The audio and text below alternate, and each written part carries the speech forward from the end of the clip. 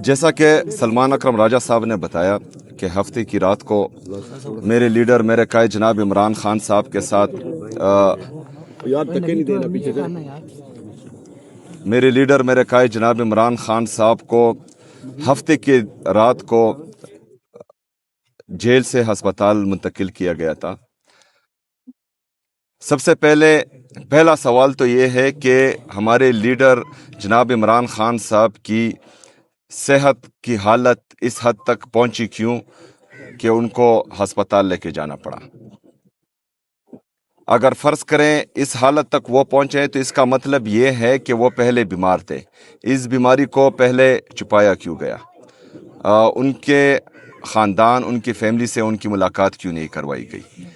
जब हालत इतनी संगीन हुई कि इनको तभी दहशतगर्दी करनी पड़ी इमरान खान साहब के साथ और उनको जेल से अस्पताल शिफ्ट करना पड़ा, तो उनकी फैमिली को और उनके ज़ाती मुआलिज को, जो उनके ज़ाती डॉक्टर्स हैं, उनको क्यों इत्तला नहीं दी गई या उनको क्यों एतमाद में नहीं लिया गया? सबसे बड़ा और आखिरी सवाल कि हफ्ते से लेकर आज जुमेरात का दिन है, हफ्ते से लेकर आज तक इस बात को छुपा कर क्यों रखा गया? इसके पीछे मकासद क्या है? मैं समझता हूं कि इन्होंने मेरे लीडर मेरे कायद जनाब इमरान खान साहब की ज़िंदगी के साथ मजाक किया है, लेकिन पाकिस्तानी कौम इस मजाक को बिल्कुल कबूल नहीं करती और इसके रिएक्शन में पाकिस्तानी कौम और हम सब मजाक बिल्कुल नहीं करेंगे। इसका बहुत सख्त रिएक्शन आएगा। तो ज़रूरी है कि हमें अपने लीडर अपने कायद जनाब इमरान खान साहब की सेहत का पता चले। उसके लिए ज़रूरी है कि उनकी बहनों की, उनके डॉक्टर्स की, वकला की और हमारी मुलाकात अपने लीडर अपने कायद जनाब इमरान खान साहब से कराई जाए। और हम यही हैं और मैं समझता हूँ कि हालात को संगीन बनाने से बचाने के लिए ये मुलाकात कराई जाएगी और करानी चाहिए।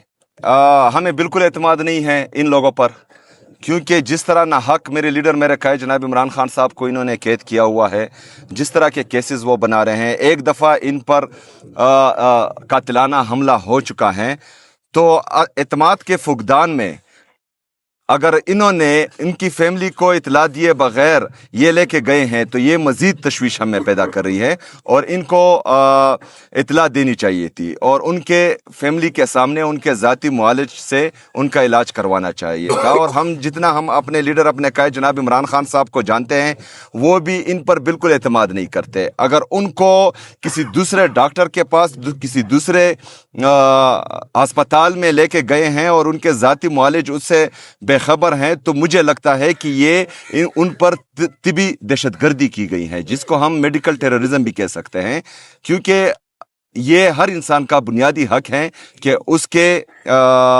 जो ज़ाती मुआलिज हैं उनसे उनका इलाज करवाया जाए। दूसरी बात यह है कि इस पर ये आप सवाल उठाएं कि जो हमारे इससे पहले जो भिगोड़ा था, जो लंदन भाग गया था, जिसके प्लेटलेट्स जाली तरीके से गिराए गए थे, तो तमाम मीडिया ने उसके लिए पूरी दुनिया को सर पर उठाया हुआ था।